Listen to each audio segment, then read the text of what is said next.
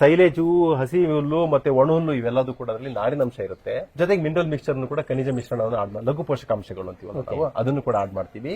ಎಲ್ಲದನ್ನು ಸೇರಿಸಿ ತಗೊಂಬಂದದನ್ನು ಹಾಕೋದಕ್ಕೆ TMR ಅಂತ ಕರೀತೀವಿ. ಸೊ ಈ ತರ ನಾವು ಎಷ್ಟು ಟೈಮ್ ಕೊಡ್ಬೇಕಾದ?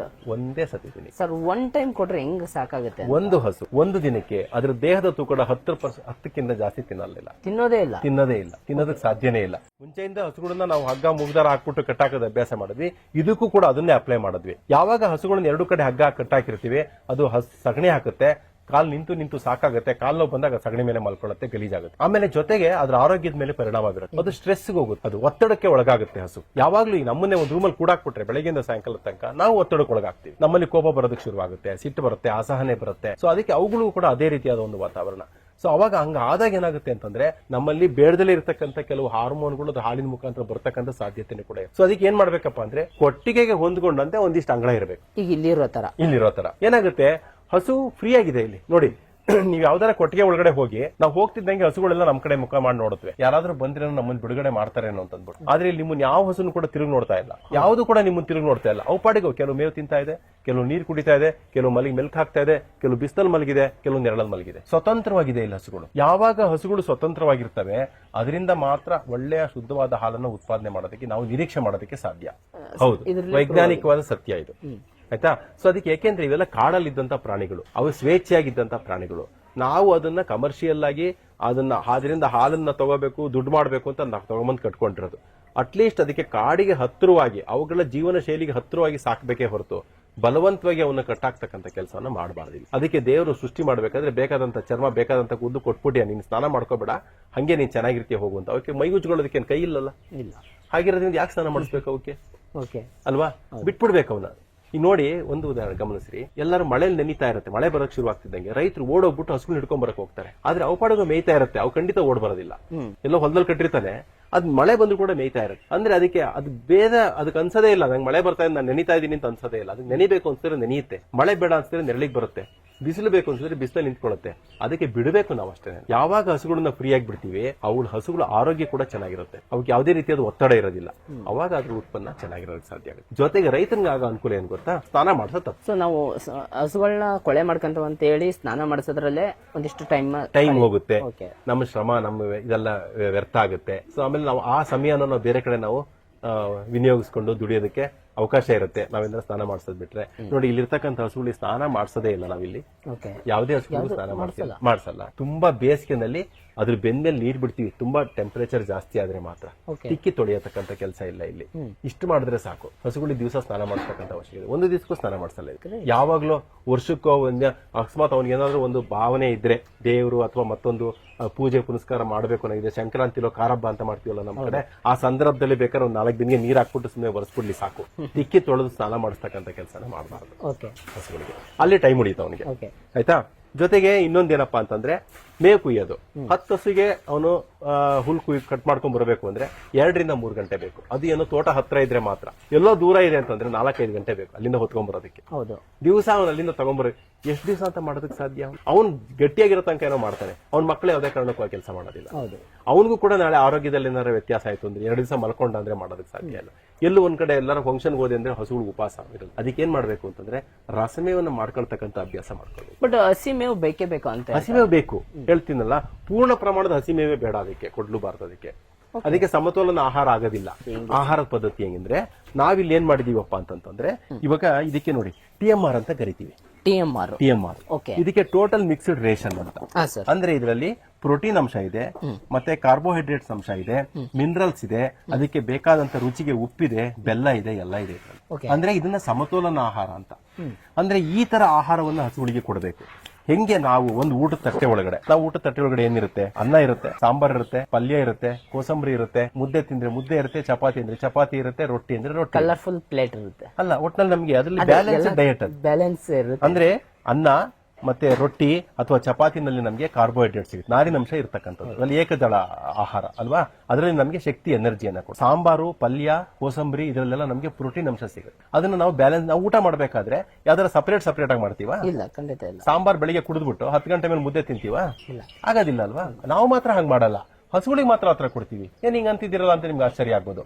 ಬೆಳಿಗ್ಗೆ ಸಾಮಾನ್ಯಕ್ಕೆ ರೈತರು ಏನ್ ಮಾಡ್ತಾರೆ, ಬೆಳಿಗ್ಗೆ ಹಾಲು ಕರಿಬೇಕಾದ್ರೆ ಅದಕ್ಕೊಂದು ಬಕೆಟ್ ನಲ್ಲಿ ಎಲ್ಲ ಒಂದು ಬೇಸನ್ ತಗೊಂಡ್ಬಿಟ್ಟು ಅದು ಹಿಂಡಿ ಎಲ್ಲ ನೆನೆ ಹಾಕಿರ್ತಾರೆ, ಹಿಂದಿನ ದಿವಸನೇ ಕದ್ರಬಿಟ್ಟು ಅದ್ರ ಮುಂದೆ ಇಡ್ತಾರೆ. ಹೌದು, ಅದು ಸಾಂಬಾರು. ಯಾಕೆಂದ್ರೆ ಸಾಂಬಾರಲ್ಲೂ ಕೂಡ ಪ್ರೋಟೀನ್ ಇದೆ, ಅದರಲ್ಲೂ ಕೂಡ ಪ್ರೋಟೀನ್ ಇದೆ. ಹುಲ್ಲು ನಾರಿನಂಶ ಇರತಕ್ಕಂಥದ್ದು, ಅದಕ್ಕೆ ಎನರ್ಜಿ ಕೊಡುತ್ತೆ, ಹೊಟ್ಟೆ ತುಂಬಿಸ್ತಕ್ಕಂಥ ಕೆಲಸವನ್ನ ಮಾಡುತ್ತೆ ಹುಲ್ಲು. 10 ಗಂಟೆ ಮೇಲೆ ಹುಲ್ಲು ಅಂದ್ರೆ ಮುದ್ದೆ 10 ಗಂಟೆ ಕೊಟ್ಟು, ನಾವು ಬೆಳಿಗ್ಗೆ ಸಾಂಬಾರ್ ತಿಂದ್ಬಿಟ್ಟು 10 ಗಂಟೆಗೆ ಮುದ್ದೆ ತಿನ್ನಲ್ಲ ಅಂತಂದ್ರೆ ಅವ್ರು ಕೂಡ ಆಹಾರ ಎಲ್ಲ ಜೊತೆನಲ್ಲೇ ಕೊಡ್ಬೇಕಲ್ವಾ. ಬಟ್ ಹಾಗಿದ್ರೆ ನೀವು ಈಗ ಹಿಂಡಿ ಆಮೇಲೆ ಹುಲ್ಲ ಎರಡು ಮಿಕ್ಸ್ ಮಾಡ್ತೀವಿ. ಮಿಕ್ಸ್ ಮಾಡೋದನ್ನೇ TMR ಅನ್ನೋದಷ್ಟೇ. ಪ್ರೋಟೀನ್ ಅಂಶ ಇರ್ತಕ್ಕಂಥದ್ದು ಹಿಂಡಿ ಮತ್ತೆ ಮೆಕ್ಕೆಜೋಳದ ನುಚ್ಚು ಪ್ರೋಟೀನ್ ಅಂಶ ಇರುತ್ತೆ.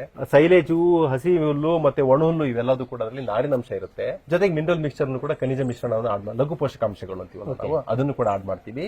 ಎಲ್ಲದನ್ನು ಸೇರಿಸಿ ತಗೊಂಬಂದನ್ನು ಹಾಕೋದಕ್ಕೆ TMR ಅಂತ ಕರೀತೀವಿ. ಸೊ ಈ ತರ ನಾವು ಎಷ್ಟು ಟೈಮ್ ಕೊಡ್ಬೇಕಾದ? ಒಂದೇ ಸತಿ ತಿನ್ನಿ ಸರ್. ಒನ್ ಟೈಮ್ ಕೊಟ್ರೆ ಹೆಂಗ್ ಸಾಕಾಗುತ್ತೆ? ಒಂದು ಹಸು ಒಂದು ದಿನಕ್ಕೆ ಅದರ ದೇಹದ ತೂಕದ 10% ಜಾಸ್ತಿ ತಿನ್ನೋದೇ ಇಲ್ಲ. ತಿನ್ನೋದಕ್ಕೆ ಸಾಧ್ಯನೇ ಇಲ್ಲ. ಒಂದು ಉದಾಹರಣೆ, ಈ ಹಸು 450 kg ತೂಗ್ತಾ ಇದೆ ಅಂತಂದ್ರೆ 45 kgಗಿಂತ 24 ಗಂಟೆನಲ್ಲಿ 45 kgಗಿಂತ ಜಾಸ್ತಿ ತಿನ್ನಲ್ಲ. ಆ 45 kg ಫುಡ್ ಏನಿದೆಯಲ್ವಾ, ಸಾರಿ 450 kg 45 kg, ಆ 45 kg ಫುಡ್ ಅಂದ್ರೆ ಬರೀ ಹುಲ್ಲೊಂದೇ ಅಲ್ಲ, ಬರೀ ಹಿಂಡಿ ಒಂದೇ ಅಲ್ಲ, ಬರೀ ಮೆಕ್ಕೆಜೋಳ ನುಚ್ಚು ಒಂದೇ ಅಲ್ಲ, ಬರೀ ಸೈಲೇಜ್ ಒಂದೇ ಅಲ್ಲ, ಎಲ್ಲದನ್ನು ಸೇರಿಸಿರ್ಬೇಕು ಅದ್ರಲ್ಲಿ. ಕಂಪ್ಲೀಟ್ ಅದಕ್ಕೆ ಟೋಟಲ್ ಮಿಕ್ಸ್ಡ್ ರೇಷನ್ ಅಂತ ಕರೆಯೋದು. ಎಲ್ಲ ಪೋಷಕಾಂಶಗಳು ಇರ್ಬೇಕು ಅದ್ರಲ್ಲಿ. ಸಮತೋಲನ ಆಹಾರ, ಸಂಪೂರ್ಣ ಮಿಶ್ರಿತ ಆಹಾರ, ಅದನ್ನ ಕೊಡ್ಬೇಕು. ನೋಡಿ, ಹಸು ಬಾಯಿ ಹಾಕಿದ್ರೆ ಅದಕ್ಕೆ ಎಲ್ಲದೂ ಕೂಡ ಸಿಗ್ಬೇಕು ಆ ತುತ್ತಲ್ಲಿ. ನಾವು ಹೆಂಗೆ ತುತ್ತು ಮಾಡ್ಕೊಂಡು ತಿಂತೀವಲ್ವಾ, ಸ್ವಲ್ಪ ಸಾಂಬಾರಲ್ಲಿ ಕಲ್ಸ್ಕೊಂಡು ಪಲ್ಯ ನೆಂಚ್ಕೊಂಡು ಉಪ್ಪಿನಕಾಯಿ ತಗೊಂಡು ಹೆಂಗೆ ತುತ್ತು ಮಾಡ್ಕೊಂಡು ತಿಂತೀವಲ್ವಾ, ಅದೇ ತರ ಆ ತುತ್ತಲ್ಲಿ ಎಲ್ಲ ಪೋಷಕಾಂಶಗಳು ಕೂಡ ಸಿಗ್ಬೇಕು. ಬಟ್ ನಮ್ ರೈತರಿಗೊಂದು ಕಲ್ಪನೆ ಇರುತ್ತೆ, ಅಂದ್ರೆ ಹಸಿ ಹುಲ್ಲು ಒಂದ್ ಟೈಮ್ ಹಾಕ್ಬೇಕು, ಒಣ ಹುಲ್ಲು ಒಂದ್ ಟೈಮ್ ಹಾಕ್ಬೇಕು, ನೀರ್ ಬೇರೆ ಟೈಮಲ್ಲಿ ಕೊಡ್ಬೇಕು, ಅಂದ್ರೆ ಈ ಟೈಮಲ್ಲಿ ಇದನ್ನ ಕೊಡ್ಬೇಕು, ಅದನ್ನ ತಗೊಂಡೋಗ್ಬಿಟ್ಟು ಗಿಡಕ್ಕೆ ಕಟ್ಟಬೇಕು. ಆಮೇಲೆ ಇದೆಲ್ಲ ಅದೊಂದು ಸಾಂಪ್ರದಾಯಿಕ ಪದ್ಧತಿ ನಡ್ಕೊಂಡ್ ಬಂದಿದೆ. ಸಾಂಪ್ರದಾಯಿಕ ಪದ್ಧತಿ ಅಂದ್ರೆ ನಾವು ಎಲ್ಲ ವಿಚಾರದಲ್ಲೂ ಕೂಡ ಬದಲಾವಣೆಗಾಗಿದೆ. ಉಪಯೋಗಿಸೋ ಮೊಬೈಲ್ ಅಲ್ಲಿ ಅಪ್ಡೇಟ್ ಆಗಿದ್ದೀವಿ. ಹೌದು. ಇವತ್ತು ಯಾವ್ದಾದ್ರು ಬೇರೆ ಮಾಡಲ್ ಬರುತ್ತೆ ಅಂದ್ರೆ ಅದಕ್ಕೆ ಹೋಗ್ತೀವಿ. ಹೌದು. ಓಡಾಡೋ ವಾಹನದಲ್ಲಿ ಬದಲಾವಣೆ. ಹೌದು. ಹಾಕೊಳ್ಳೋ ಬಟ್ಟೆನಲ್ಲಿ ಬದಲಾವಣೆ. ನಮ್ಮ 30-40 ವರ್ಷದಿಂದ ಯಾರು ಈ ತರ ಬಟ್ಟೆ ಹಾಕ್ತಿರ್ಲಿಲ್ಲ, ಅವಲೇ ಬೇರೆ ಸ್ಟೈಲ್ ಇತ್ತು. ಎಲ್ಲದರಲ್ಲೂ ಕೂಡ ಅಪ್ಡೇಟ್ ಆಗ್ತಾ ಇದೀವಿ. ಆದ್ರೆ ಕೃಷಿನಲ್ಲಿ, ಅದರಲ್ಲೂ ವಿಶೇಷವಾಗಿ ಹಸು ಸಾಕಾಣಿಕೆ ಮಾಡಲು ಯಾವುದೇ ಅಪ್ಡೇಟ್ ನಾವು ಬಯಸಲಿಲ್ಲ. ನಮ್ಮ ತಾತ ಮುತ್ತಾತ ಕಾಲರು ಹಿಂಗ್ ಮಾಡ್ತಿದ್ರು, ನಾನು ಅದೇ ತರ ಕದ್ರಬಿಟ್ಟು ಬೂಸ ಇಡ್ತೀನಿ. ನಮ್ಮ ತಾತನ ಕಾಲದಿಂದಲೂ ಕೂಡ 2 ಕಡೆ ಹಗ್ಗ ಹಾಕಿ ಕಟ್ತಾ ಇದ್ರು, ನಾನು ಅದೇ ತರ ಕಟ್ತಾ ಇದ್ದೀನಿ. ನಮ್ಮ ತಾತನ ಕಾಲದಲ್ಲಿ ಕೊಟ್ಟಿಗೆ ಇದೇ ತರ ಇರ್ತಿತ್ತು, 4 ಗೋಡೆ ಮಧ್ಯೆ ನಾವು ಹಸುಗಳನ್ನ ಕೂಡಾಕ್ತಾ ಇದ್ವಿ, ಅದು ಕಿಟಕಿ ಇಟ್ಬಿಟ್ಟು 2 ಬಾಗಿಲು ಇಟ್ಬಿಟ್ಟು ನಾನು ಅದೇ ತರ ಮಾಡ್ತಾ ಇದ್ದೀನಿ. ಅದ್ ಬೇಕೋ ಬ್ಯಾಡವೋ ಅಂತ ಯೋಚನೆ ಮಾಡಲಿಲ್ಲ. ಯಾವುದೇ ರೀತಿ ಅಪ್ಡೇಟ್ ಆಗಲಿಲ್ಲ. ನೋಡಿ, ಇದು ಅಕ್ಷಯ ಕಲ್ಪ ಡಿಸೈನ್ ಮಾಡಿರ್ತಕ್ಕಂಥ ಶೆಡ್, ಓಪನ್ ಶೆಡ್. ಇದಕ್ಕೆ ಯಾವುದೇ ಗೋಡೆಗಳಿಲ್ಲ, ಓಪನ್ ಶೆಡ್ ಇದೆ. ಇಲ್ಲಿ ಯಾವುದೇ ರೀತಿಯಾದ ಸೊಳ್ಳದ್ದಾಗ್ಲಿ ನೊಣದ್ದಾಗ್ಲಿ ಕಾಟ ಇರೋದಿಲ್ಲ. ಇಲ್ಲಿ ಗಾಳಿ ಬೀಸ್ತಾ ಇರುತ್ತೆ, ಟೆಂಪರೇಚರ್ ಮೇಂಟೈನ್ ಆಗ್ತಾ ಇರುತ್ತೆ. ಸೊ ಅದರಿಂದ ಇಲ್ಲಿ ಯಾವುದೇ ರೀತಿಯಾದಂತ ಒಂದು ಕೀಟಗಳದು ಮತ್ತೊಂದು ಹಾವಳಿ ಇಲ್ಲಿ ಇರೋದಿಲ್ಲ. ಹಸುಗಳು ಆರಾಮಾಗಿ ಫ್ರೀಯಾಗಿ ಅವಕ್ಕೆ ಎಲ್ಲೋ ಕಾಡ್ನಲ್ಲಿ ಇರ್ತಕ್ಕಂಥ ಫೀಲೇ ಇದಕ್ಕೆ ಆಗ್ತಾ ಇರ್ತದೆ. ನೀವು ಗಮನಿಸಬಹುದು ಹಸುಗಳು ಬಾಡಿ ಸ್ಕೋರ್ ಯಾವ ತರ ಇದೆ ಅಂದ್ಬಿಟ್ಟು ಅಂತ.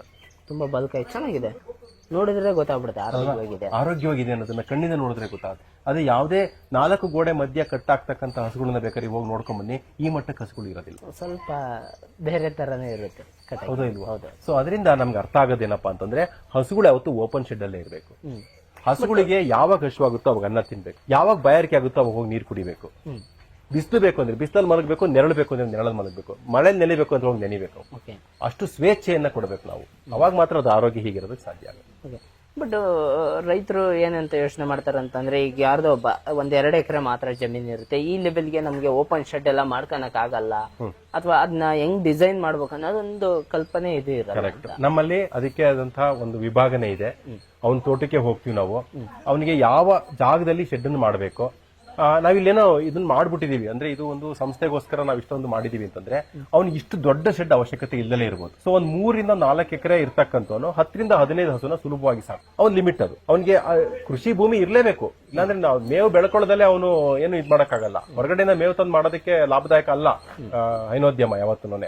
ನಮ್ಮದೇ ಕೃಷಿ ಭೂಮಿ ಇರ್ಲೇಬೇಕು. ಅವನ ಭೂಮಿಗೆ ಎಷ್ಟು ಅನುಗುಣವಾಗಿ ಅವನ ಹಸುಗಳನ್ನ ನೋಡ್ಕೋಬೇಕು. 1 ಎಕರೆನಲ್ಲಿ 3 ಹಸುನ ಸುಲಭವಾಗಿ ಸಾಕ್ಬೋದು. ಅವನು 6 ಹಸು ಸಾಕೋದಕ್ಕೆ ಎಷ್ಟು ಉದ್ದ ಅಗಲದ ಶೆಡ್ ಬೇಕು, ಎಷ್ಟು ಅಂಗಳ ಬೇಕು ಅನ್ನೋದನ್ನ ಬೇಕಾದ್ರೆ ನಾವು ಅವ್ರಿಗೆ ಹೋಗ್ಬಿಟ್ಟು ನಾವು ಅವ್ರಿಗೆ ಪ್ಲಾನ್ ಮಾಡಿ ಕೊಡ್ತೀವಿ, ಅವ್ರ ಆತರ ಸಾಕ್ಬೋದು. ಓಕೆ. ಸೊ ಇದೇ ತರದ್ ಇನ್ನೂ ಹಲವಾರು ವಿಚಾರಗಳು ಇದಾವೆ ಹಸು ಸಾಕಾಣಿಕೆ ಬಗ್ಗೆ. ದಯವಿಟ್ಟು ಮುಂದಿನ ಎಪಿಸೋಡ್ಗಾಗಿ ಕಾಯ್ತಾ ಇರಿ. ಇನ್ನೂ ಅಂದ್ರೆ ಅಕ್ಷಯ ಕಲ್ಪದಿಂದ ಏನೇನು ರೈತರಿಗೆ ತರಬೇತಿಗಳು ಸಿಗ್ತವೆ, ಅಂದ್ರೆ ಒಂದು ಹೈನುಗಾರಿಕೆಯನ್ನ ಉದ್ಯಮವಾಗಿ ಪರಿವರ್ತನೆ ಮಾಡುವಂತ ಎಷ್ಟೋ ವಿಷಯಗಳನ್ನ ನಮಗೆ ಸರ್ ತಿಳಿಸ್ಕೊಡ್ತಾರೆ. ದಯವಿಟ್ಟು ಮತ್ತೆ ಮುಂದಿನ ವಿಡಿಯೋದಲ್ಲಿ ಸಿಗೋಣ. ನಮಸ್ಕಾರ.